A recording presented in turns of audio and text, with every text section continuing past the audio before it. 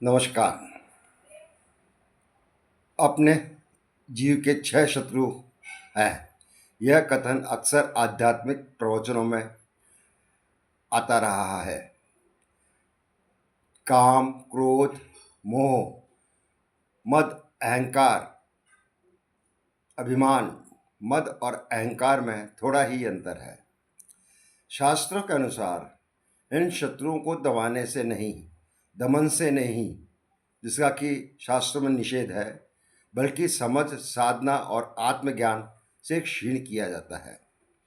भगवद गीता, उपनिषद, योग दर्शन इस दिशा का मार्ग बताते हैं।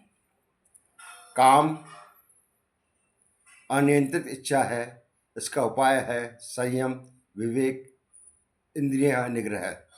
आवश्यक और अनावश्यक इच्छाओं में भेद करें, मन को उच्च लक्ष्य की ओर लगाएं। गीता में काम का ज्ञान का शत्रु मानते हैं। क्रोध, क्षमा उपाय और आत्म संयम ही इसका उपाय है। क्रोध आने पर तुरंत प्रतिक्रिया न दें, शांत होने के बाद निर्णय लें। गीता के अनुसार क्रोध से मोह और मोह से स्मृति भ्रंश और अंततः बुद्धि का नाश होता है। लोभ, उपाय इसका संतोष और दान है।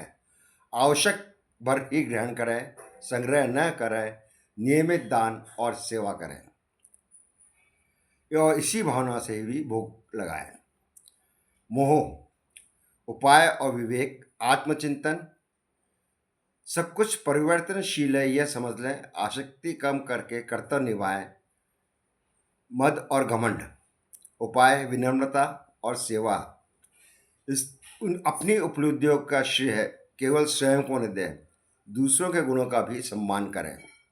मात्सर्य, ईर्ष्या, इसका उपाय है दूसरों की सफलता पर हमेशा प्रसन्न हुए और अपनी प्रगति पर ध्यान दें। अहंकार, उपाय है अर्जित वस्तु या ज्ञान को अपना न मानकर ईश्वर समर्पण करने और आत्मज्ञान प्राप्त करने से है।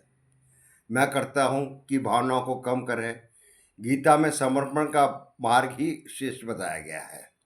संतों का कहना है कि अहंकार गुरु कृपा, सेवा और आत्मविचार से धीरे धीरे गल जाता है। अविद्या यह मूल शत्रु है। इसका उपाय ज्ञान है, ज्ञान की प्राप्ति है। उपनिषद, भगवद गीता, वेद आदि का अध्ययन करें। योग गुरु से ज्ञान प्राप्त करें। श्रवण, मनन और निध्यासन, गहन चिंतन और ध्यान, समग्र साधना। इन सभी प्रकार के दोषों को कम करने के लिए शास्त्रों में 4 प्रमुख साधन बताए गए हैं। सत्संग, गुरुजनों और ज्ञानीजनों को संग रहें। स्वाध्याय, शास्त्रों का अध्ययन करें। ध्यान, जप और निस्वार्थ सेवा और ईश्वर भक्ति ही इसका तरीका है।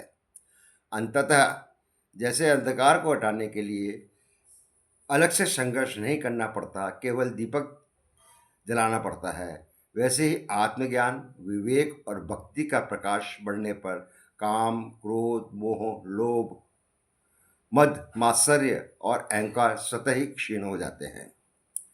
काम, क्रोध, लोभ, मोह और मद पर काफ़ी हद तक विजय पा सकते हैं, लेकिन अहंकार बहुत सूक्ष्म रूप से रह जाता है।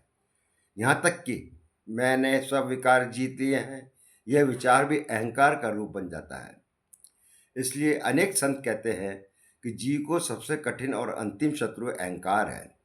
इसको भी आत्मज्ञान के द्वारा मैं करता हूँ कि भावनाओं को कम करें। हे प्रभु आनंददाता, ज्ञान हमको